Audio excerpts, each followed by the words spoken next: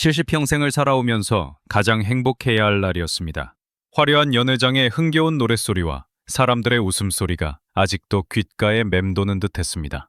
부드럽게 길을 미끄러져가는 고급 승용차 안에서 박옥란 여사는 은은한 빛을 내는 비단으로 만든 고운 한복을 입고 창밖을 바라보고 있었습니다. 조금 전 끝난 자신의 칠순잔치는 그야말로 꿈만 같았습니다. 아들 내외가 정성껏 준비한 잔치에는 수백 명의 손님들이 찾아와 그녀의 인생을 축복해 주었습니다. 옥란 여사는 옆자리에 앉은 아들 지훈의 손을 가만히 잡았습니다. 아들의 손은 어쩐지 축축하고 차갑게 느껴졌지만 그녀는 대수롭지 않게 여겼습니다. 그저 오늘 하루가 너무 벅차고 감격스러워 그런 것이라 생각했습니다. 앞자리에 앉은 며느리 소연이 고개를 돌리며 꿀처럼 달콤한 목소리로 말했습니다. 어머님, 오늘 정말 고우셨어요. 저희가 준비한 잔치 마음에 드셨는지 모르겠네요. 옥란 여사는 주름진 손으로 며느리의 손등을 토닥이며 말했습니다. 마음에 들고 말고 내 평생 이렇게 행복한 날이 또 있었을까 싶구나. 지훈아, 소연아, 정말 고맙다.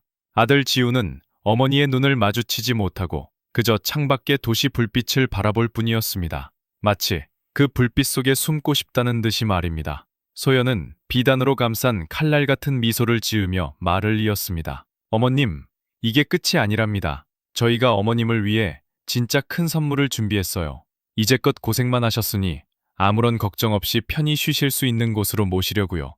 그 말에 옥란 여사는 그저 자식들의 지극한 효심에 가슴이 뭉클해질 뿐이었습니다. 하지만 차가 익숙한 집 방향이 아닌 다른 길로 접어들었을 때 옥란 여사의 마음에 작은 의문이 싹 텄습니다. 화려한 도심의 불빛은 점차 사라지고 가로등 하나 없는 어둡고 낯선 길이 이어졌습니다. 차 안의 공기는 점점 무거워졌고 아까까지만 해도 제잘거리던 며느리는 입을 다물고 있었습니다. 불길한 예감이 차가운 뱀처럼 등줄기를 타고 오르기 시작했습니다. 지훈아, 어디로 가는 길이냐? 집으로 가는 길이 아닌 것 같은데. 아들은 여전히 창밖에서 눈을 떼지 않은 채 나지막이 대답했습니다. 거의 다 왔어요, 어머니. 정말 좋은 곳이에요. 그 목소리에는 어떠한 감정도 실려 있지 않아 더욱 섬뜩하게 들렸습니다. 얼마나 더 달렸을까? 차는 마침내 높고 정교하게 만들어진 철문 앞에 멈춰섰습니다. 문 위에는 은빛 언덕 요양원이라는 품격 있는 글씨체의 간판이 달려 있었습니다. 그 글자를 읽는 순간 옥란 여사는 머리를 커다란 망치로 한 대 맞은 듯한 충격을 받았습니다. 숨이 턱 막혔습니다. 이곳은 집이 아니었습니다. 호텔도 아니었습니다. 자식들이 그녀를 위해 준비했다는 진짜 선물은 바로 나라에서 가장 비싸고 호화롭다는 양로원이었습니다. 옥란 여사는 떨리는 목소리로 겨우 입을 열었습니다. 지훈아, 이게 대체 무슨 장난이냐? 여기가 어디라고? 그 순간 며느리 소연의 얼굴에서 상냥한 미소가 거짓말처럼 사라졌습니다. 그녀는 차에서 내리며 얼음장처럼 차갑고 딱딱한 목소리로 말했습니다. 어머님, 장난이 아니에요. 이곳은 나라에서 손꼽히는 시설입니다. 최고의 의원들과 보살피는 사람들이 24시간 내내 어머님을 돌봐드릴 거예요. 이제 아무것도 신경 쓰지 않으셔도 돼요. 옥란 여사는 아들을 바라보았습니다. 그녀의 눈에는 애원과 믿을 수 없다는 절망이 뒤섞여 있었습니다. 지훈아, 네 입으로 직접 말해보아라. 이게 사실이냐? 아들 지훈은 마침내 고개를 돌려 어머니를 보았습니다. 하지만 그의 눈은 텅 비어 있었고 깊은 죄책감과 체념만이 가득했습니다. 그는 바닥을 보며 힘겹게 입을 열었습니다. 어머니, 이게 모두를 위한 최선의 길입니다. 회사는 이제 저희가 책임지겠습니다. 그 말이 끝나기가 무섭게 하얀 옷을 입은 낯선 사내들이 차문으로 다가왔습니다. 아들과 며느리는 더 이상 아무 말도 없이 단 한 번도 뒤를 돌아보지 않은 채 어둠 속으로 걸어갔습니다. 그들의 뒷모습이 완전히 사라질 때까지 옥란 여사는 그 자리에 얼어붙은 채 앉아 있었습니다. 뜨거운 눈물 한 방울이 뺨을 타고 흘러내렸지만 절망으로 가득 찼던 그녀의 눈에서는 이내 차갑고 날카로운 불꽃이 타오르기 시작했습니다. 그들은 그녀를 늙고 힘없는 노인으로만 생각했지만 큰 실수를 저지른 것이었습니다. 그들은 잊고 있었습니다. 40년 전 맨주먹으로 시작해 거대한 떡사업을 일군 사람이 누구인지를, 그들은 잠들어 있던 호랑이의 코털을 건드린 것이었습니다. 여러분, 안녕하세요. 오늘 들려드릴 이야기는 믿었던 혈육에게 버림받았지만 결코 주저앉지 않고 자신의 모든 것을 되찾은 한 여인의 놀라운 이야기입니다. 본격적인 이야기에 앞서 화면 아래에 있는 구독 단추와 종모형 단추를 한 번씩만 눌러주시면 정말 감사하겠습니다. 그래야 앞으로 올라올 흥미진진한 이야기들을 놓치지 않으실 수 있답니다. 그리고 지금 어느 고장에서 제 이야기를 듣고 계신지 알려주시면 더욱 기쁠 것 같습니다. 여러분이 계신 곳의 이름을 알려주시면 제가 반갑게 인사를 전해드리겠습니다. 자, 그럼 이제 박옥란 여사의 과거로 시간여행을 떠나볼까요? 40여 년 전 왁자지껄한 시장의 한 구석에는 앳된 얼굴의 젊은 아낙이 있었습니다. 바로 스물남짓의 박옥란이었습니다. 추운 겨울바람에 볼은 빨갛게 얼어 있었지만 그녀의 눈빛만은 꺼지지 않는 불꽃처럼 뜨거웠습니다. 그녀의 낡고 작은 좌판 위에는 하얀 김이 모락모락 피어오르는 떡들이 정갈하게 놓여 있었습니다. 등 뒤에 엎인 어린 아들 지우는 새근새근 잠들어 있었고 옥란은 아들이 깨세라 조심스럽게 몸을 움직이며 손님을 맞았습니다. 그녀의 손은 하루 종일 쌀가루를 만지고 뜨거운 증기를 쐬어 거칠었지만 그 손에서 빚어지는 떡은 세상에서 가장 부드럽고 쫀득했습니다. 그것은 단순한 떡이 아니었습니다. 굶주림과 서러움 속에서도 아들만큼은 배불리 먹이고 당당하게 키우겠다는 한 어미의 간절한 소망이 담긴 결정체였습니다. 제 이름은 박옥란입니다. 오늘날 많은 사람들이 저를 달보들의 떡이라는 큰 회사를 세운 사람으로 기억하지만 제 시작은 이렇게 보잘것없었습니다. 가진 것이라고는 할머니에게서 물려받은 떡 만드는 손재주와 쌀가루 한 줌, 그리고 내 아들이 다시는 가난 때문에 고개 숙이는 일이 없게 하리라는 굳은 다짐뿐이었습니다. 남편은 뜬구름 잡는 소리만 하다가 병으로 일찍 세상을 떠났고 어린 아들과 빚만 덩그러니 남았습니다. 세상은 저에게 너무나 가혹했습니다. 옆에서 과일을 파는 아주머니는 제가 불쌍하다며 혀를 찾고 건어물을 파는 아저씨는 젊은 여자가 혼자 고생한다며 안쓰러운 눈빛을 보냈습니다. 하지만 저는 그들의 동정을 원하지 않았습니다. 오직 제 힘으로 일어서고 싶었습니다. 저는 떡 하나하나에 제 모든 정성을 쏟아부었습니다.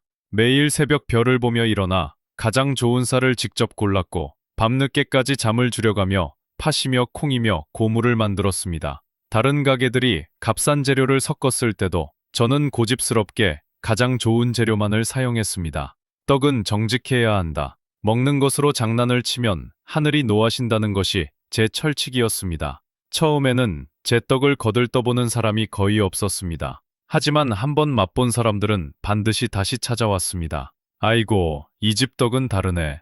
입에 착착 감기는 맛이 일품이야. 사람들의 칭찬은 고된 하루의 피로를 잊게 해주는 약과 같았습니다. 시간이 흐르면서 옥란의 작은 좌파는 시장에서 가장 유명한 곳이 되었습니다. 사람들은 먼 곳에서도 달보들의 떡을 사기 위해 일부러 찾아왔습니다. 좌파는 작은 가게가 되었고 가게는 이내 작은 공장으로 변했습니다. 그리고 마침내 아무도 무시할 수 없는 큰 회사로 성장했습니다. 옥란은 더 이상 시장의 초라한 안악이 아닌 모든 이가 존경하는 박 회장이 되었습니다. 하지만 그녀는 단 한순간도 자신의 시작을 잊지 않았습니다. 아무리 큰 공장을 갖게 되어도 그녀의 손은 여전히 쌀가루의 감촉과 떡반죽의 따스함을 기억하고 있었습니다. 그녀가 이룬 모든 것은 오직 아들 지훈을 위한 것이었습니다. 하지만 그녀는 미처 몰랐습니다. 자신이 평생을 바쳐 지키려 했던 그 아들이 훗날 자신의 심장에 가장 깊은 상처를 낼 칼날을 갈고 있었다는 사실을 말입니다. 아들과 며느리가 그녀를 차가운 양로원 문 앞에 버리고 가기 딱 1년 전의 일이었습니다. 볕이 잘 드는 달보드레떡 회사의 회장실에서 옥란 여사는 갓 쪄낸 따끈한 떡을 맛보고 있었습니다. 그때 아들 지훈과 며느리 서연이 조심스럽게 회장실 문을 열고 들어왔습니다. 평소와 달리 두 사람의 얼굴에는 긴장한 기색이 역력했습니다. 며느리 소연은 최신형 휴대용 전산기, 즉 노트북을 들고 있었습니다. 그녀는 옥란 여사 앞에 탁자에 조심스럽게 전산기를 내려놓고 화면을 켰습니다. 화면에는 온갖 어려운 말들과 현란한 그림들로 가득 찬 발표 자료가 나타났습니다. 어머님, 이제 회사를 저희에게 맡겨주세요. 시대가 변했습니다. 어머님의 방식은 훌륭하지만 이제는 더 새롭고 효율적인 방법이 필요합니다. 소연의 목소리는 부드러웠지만 그 안에 담긴 야망은 날카로운 칼처럼 번뜩였습니다. 옥란 여사는 말없이 화면을 들여다보았습니다. 비용 절감, 생산성 향상, 세계 시장 진출 같은 그럴듯한 말들이 눈에 들어왔습니다. 하지만 그 말들 뒤에 숨겨진 진짜 의미를 꿰뚫어보는 데는 그리 오랜 시간이 걸리지 않았습니다. 비용을 줄인다는 것은 자신이 평생 고집해온 국산 햅쌀 대신 값싼 수입쌀로 바꾸겠다는 뜻이었습니다. 생산성을 높인다는 것은 수십 년간 자신과 함께 일해온 늙은 기술자들을 내보내고 차가운 기계로 그 자리를 대신하겠다는 뜻이었습니다. 옥란 여사의 심장이 차갑게 식어내렸습니다. 이것은 회사를 발전시키는 것이 아니라 회사의 뿌리를 뽑고 혼을 빼앗는 일이었습니다. 그녀는 엄한 목소리로 말했습니다. 이건 사업이 아니다. 이건 내 인생이고 내 자부심이야. 나는 40년 동안 쌓아올린 우리 회사의 명성을 돈 몇 푼과 맞바꿀 생각이 없다. 며느리 소연의 얼굴에 실망한 기색이 스쳐 지나갔지만 그녀는 금세 다시 상냥한 표정을 지었습니다.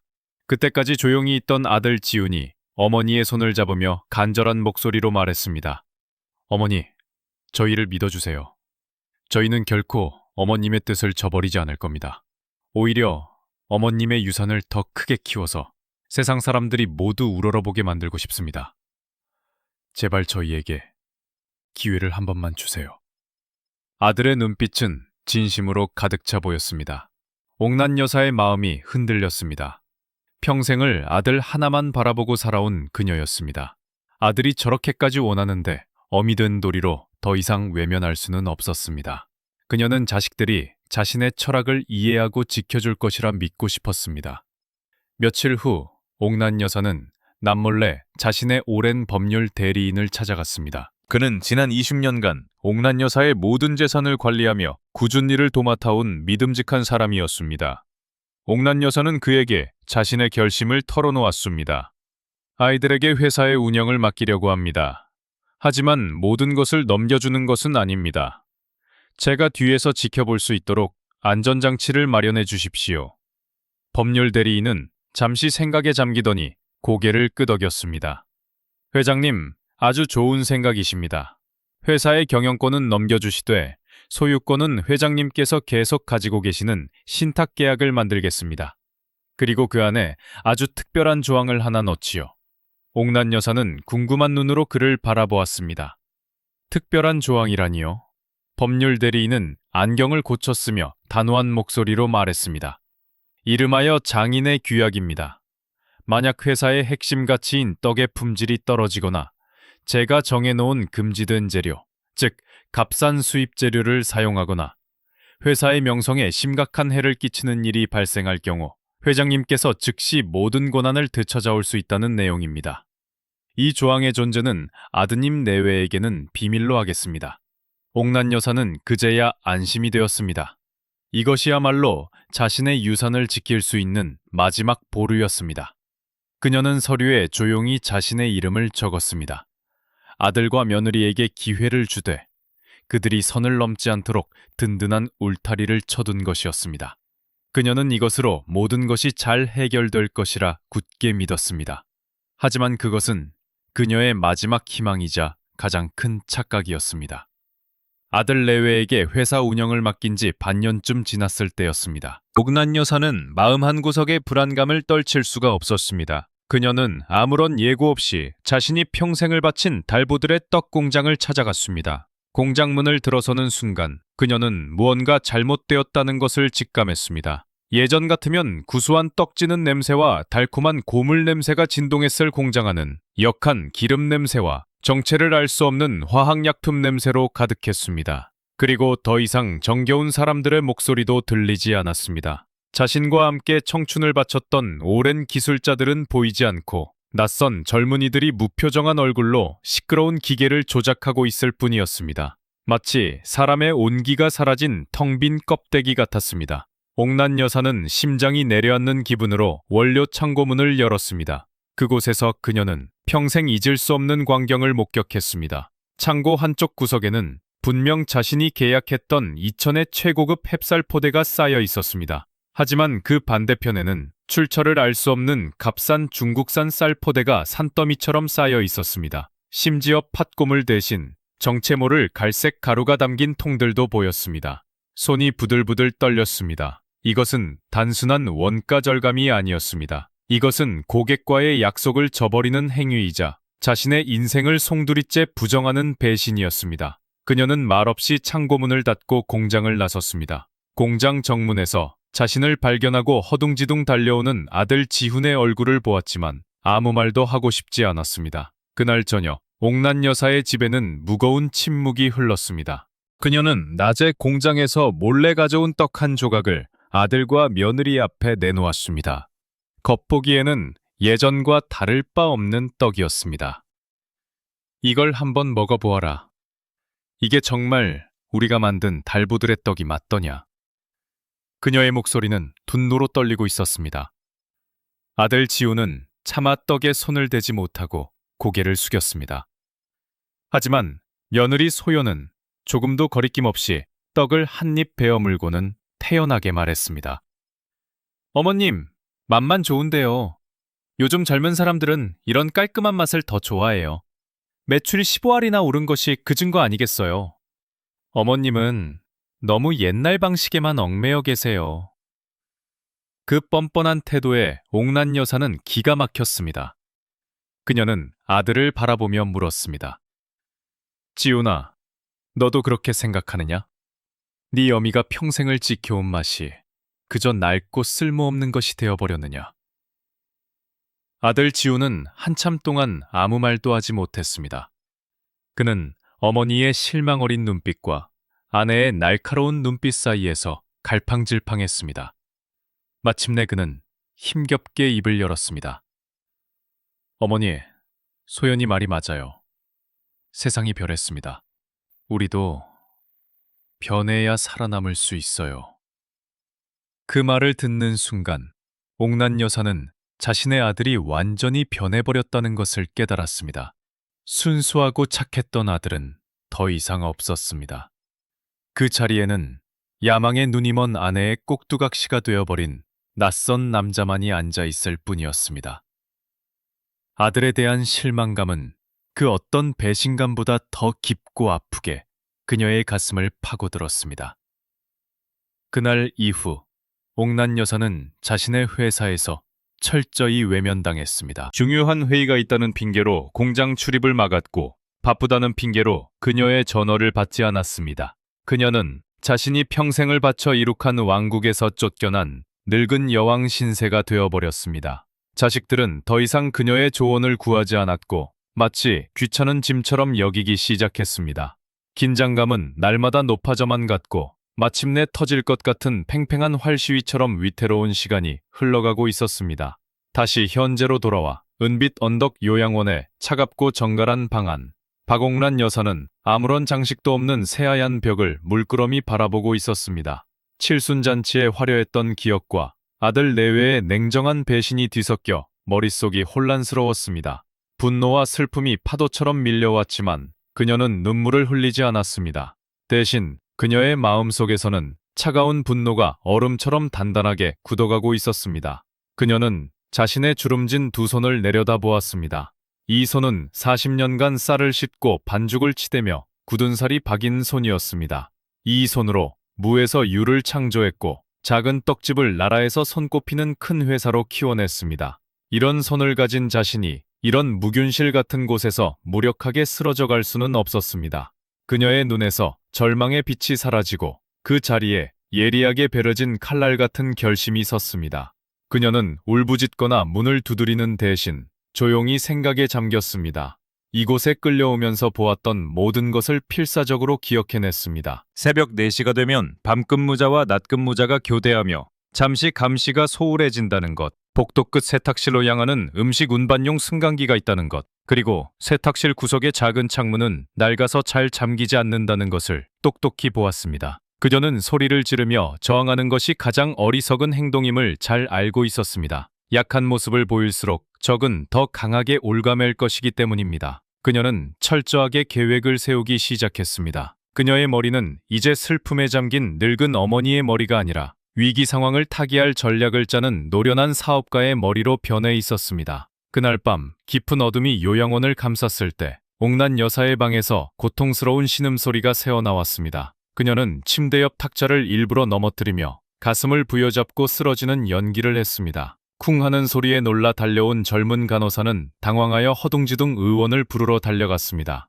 잠시 후 의원과 간호사가 혈압을 재고 청진기를 대며 부산을 떠는 사이 옥난 여사는 아무도 눈치채지 못하게 침대에서 빠져나와 그림자처럼 방을 나섰습니다. 그녀는 복도 끝에 놓인 더러워진 침대 시트를 담는 커다란 수레 안으로 몸을 숨겼습니다. 잠시 후 아무것도 모르는 직원이 수레를 끌고 세탁실로 향했습니다. 퀴퀴한 냄새와 축축한 감촉이 불쾌했지만 옥난 여사는 숨소리조차 내지 않고 웅크리고 있었습니다. 마침내 세탁실에 도착한 수레가 멈춰섰습니다. 직원이 다른 일을 하러 간 틈을 타 그녀는 조용히 수레에서 빠져나왔습니다. 그리고 기억해 두었던 구석의 낡은 창문으로 다가갔습니다. 창문은 예상대로 굳게 닫혀 있지 않았습니다. 약간의 힘을 주자 삐걱 소리를 내며 조용히 열렸습니다. 차가운 새벽 공기가 그녀의 뺨을 스쳤습니다. 그것은 억압으로부터의 자유를 알리는 상쾌한 바람이었습니다. 창밖으로 몸을 내리자 축축한 흙과 풀내음이 코를 찔렀습니다. 그녀는 한복치마 깊숙한 곳, 아무도 모르는 비밀 주머니에 꿰매두었던 낡은 단추식 전화기를 꺼내들었습니다. 그리고 오랫동안 외워온 단 하나의 번호를 눌렀습니다. 전화기 너머에서 익숙하고 충직한 목소리가 들려왔습니다. 강 기사, 나요. 때가 되었으니 이제 시작해야겠소. 칠흑 같은 어둠 속에서 복수를 다짐하는 그녀의 눈빛은 새벽별보다 더 차갑고 밝게 빛나고 있었습니다. 요양원을 빠져나온 옥란 여사는 곧장 강 기사가 대기하고 있던 차에 올라탔습니다.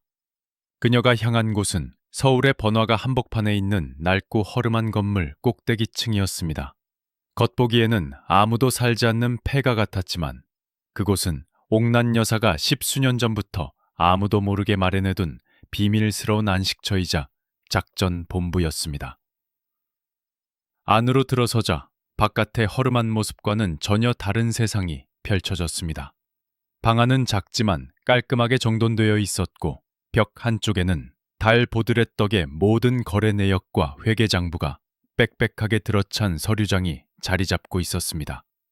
옥란 여사는 공식적인 장부와는 별개로 자신만의 비밀 장부를 꼼꼼하게 기록해왔던 것입니다. 그녀의 곁에는 이미 연락을 받고 달려온 강 기사가 굳은 표정으로 서 있었습니다. 그는 단순한 운전기사가 아니었습니다. 옥란 여사가 시장 좌판에서 장사를 시작할 때부터 꾸준히 일을 도맡아온 그녀의 유일한 신복이자 충신이었습니다. 강 기사는 두툼한 서류 뭉치를 옥란 여사 앞에 내려놓았습니다. 회장님, 예상대로였습니다. 도련님과 아씨께서 회사를 맡으신 뒤로 국산쌀 대신 값싼 중국산 쌀을 들여온 것은 물론이고 몸에 해로운 화학 보존료까지 사용한 정황을 포착했습니다. 덕분에 떡의 유통기한은 늘었지만 원가는 예전의 3분의 1 수준으로 떨어졌습니다. 옥란 여사는 말없이 서류를 넘겨보았습니다. 그녀의 얼굴에는 슬픔이나 분노 대신 차가운 결심만이 서려 있었습니다. 그녀는 강 기사에게 나지막이 말했습니다. 강 기사, 내가 눈여겨보던 젊은 음식 평론가가 한 명 있어. 거짓과 타협하지 않는 고든 성품을 가진 친구지. 그에게 아무도 모르게 연락해서 내가 예전에 만들었던 진짜 달보드레 떡과 지금 공장에서 나오는 가짜 떡을 함께 보내주시오. 그리고 이 서류 사본도 잊지 말고 첨부하도록 하시오. 며칠 후 인터넷 세상이 발칵 뒤집혔습니다. 떡의 여왕이 백성을 속이다. 우리가 먹는 떡의 충격적인 진실이라는 제목의 영상이 삽시간에 퍼져나갔습니다. 유명 음식 평론가가 옥란 여사가 보낸 2개의 떡을 직접 맛보고 성분을 분석하며 달보들의 떡의 변해버린 품질을 신랄하게 비판하는 내용이었습니다. 영상에는 강 기사가 넘겨준 값싼 수입 원료를 사용한 거래 장부까지 공개되었습니다. 사람들의 분노는 들불처럼 번져나갔습니다. 어떻게 이럴 수가 있나? 내 아이에게 믿고 먹이던 떡이었는데 박 회장님은 어디 계신가? 당장 나와서 해명하라. 달보들의 떡의 주식값은 곤두박질 쳤고 오랜 세월 거래를 이어오던 대형 상점들은 줄지어 계약을 파기하겠다고 통보해왔습니다. 한편 달보들의 떡의 화려한 회장실에서는 아들 지훈과 며느리 소연이 속수무책으로 무너져 내리는 자신들의 왕국을 보며 절망에 빠져 있었습니다. 그들은 서로를 탓하며 삿대질을 해댔습니다. 이게 다 당신 때문이야. 당신의 그 잘난 효율 경영이 회사를 망쳤어. 지훈이 소리치자 소연도 지지 않고 악을 썼습니다. 입 닥쳐요. 이건 분명 당신 어머니가 꾸민 짓이야. 그 노인네를 그냥 요양원에 가둘 게 아니라 더 확실하게 손을 썼어야 했는데. 바로 그때 옥란 여사의 낡은 전화기가 조용히 울렸습니다. 그녀의 오랜 법률 대리인이었습니다. 전화기 너머로 다급하지만 힘있는 목소리가 들려왔습니다. 회장님, 모든 준비가 끝났습니다. 회사의 명성에 돌이킬 수 없는 손실이 발생한 것이 명백해졌습니다. 계약서에 명시된 장인의 규약을 발동할 때가 왔습니다.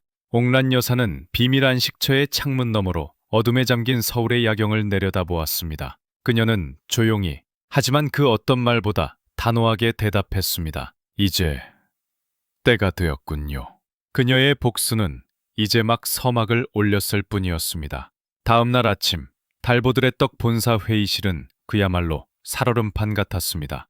회사의 존폐를 논의하기 위해 긴급 이사회와 주요 투자자들이 모여 있었습니다. 아들 지훈과 며느리 소연은 창백한 얼굴로 연신 고개를 숙이며 변명을 늘어놓았지만 성난 투자자들의 분노를 잠재우기에는 역부족이었습니다. 바로 그때 굳게 닫혀있던 회의실 문이 아무런 예고 없이 활짝 열렸습니다. 모든 사람의 시선이 문 쪽으로 쏠렸습니다. 그곳에는 박옥란 여사가 서 있었습니다. 하지만 그녀의 모습은 늙고 병들어 요양원에 갇혀 있을 거라 생각했던 초라한 노파의 모습이 아니었습니다. 곱게 빗어넘긴 머리, 한치의 흐트러짐도 없는 단정한 정장 차림. 그녀는 마치 자신의 왕국에 돌아온 여왕처럼 당당하고 위엄이 넘쳤습니다. 그녀의 뒤에는 법률 대리인과 강 기사가 그림자처럼 서 있었습니다. 회의실 안은 물을 끼얹은 듯 조용해졌습니다. 아들 지훈과 며느리 소연은 마치 귀신이라도 본 듯한 표정으로 굳어버렸습니다. 옥란 여사는 천천히 회의실 안으로 걸어들어와 긴 탁자의 가장 상석에 섰습니다.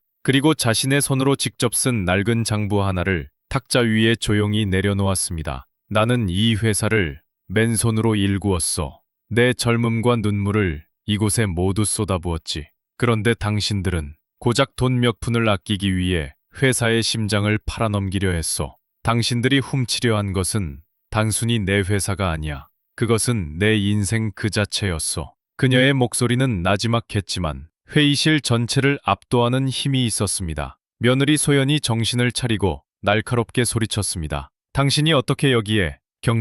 경비는 뭘 하는 거야? 하지만 그녀의 발악은 공허한 외침일 뿐이었습니다. 법률 대리인이 앞으로 나서며 서류 뭉치를 높이 쳐들었습니다. 박옥란 회장님께서는 이곳에 계실 모든 권리를 가지고 계십니다.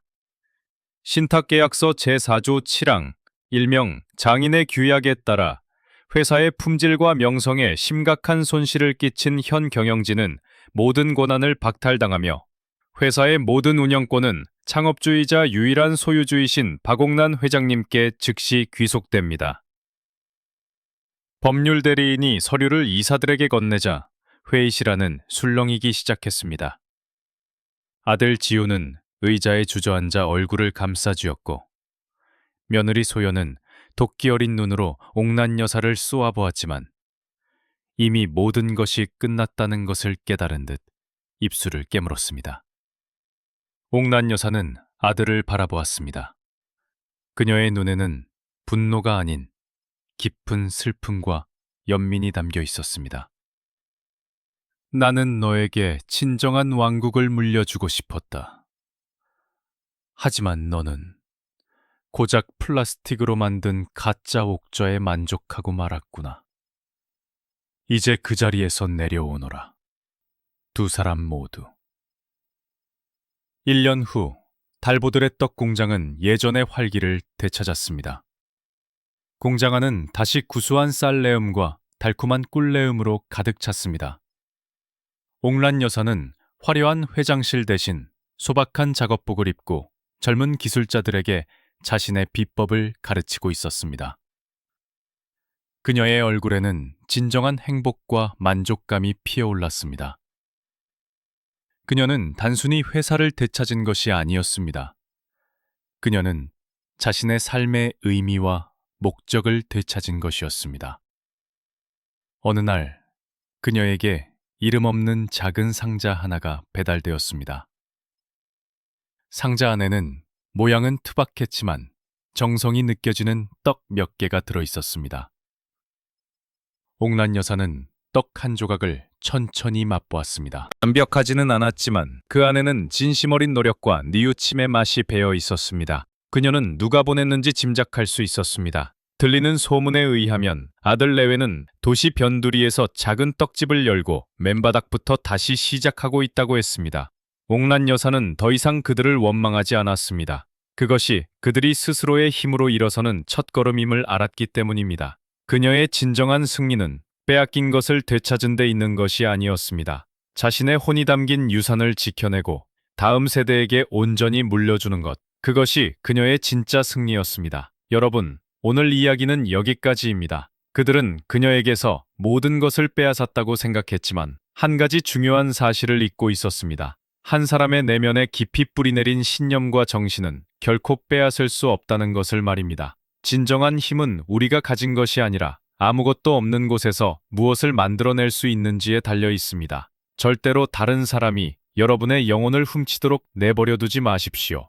오늘 이야기가 여러분의 마음에 작은 울림을 주었다면 화면 아래의 좋아요 단추를 눌러주시고 아직 안 하셨다면 구독도 꼭 부탁드립니다. 여러분의 작은 응원이 저에게는 큰 힘이 됩니다. 부디 건강하시고 여러분 안에 잠들어 있는 강인한 힘을 항상 기억하시길 바랍니다.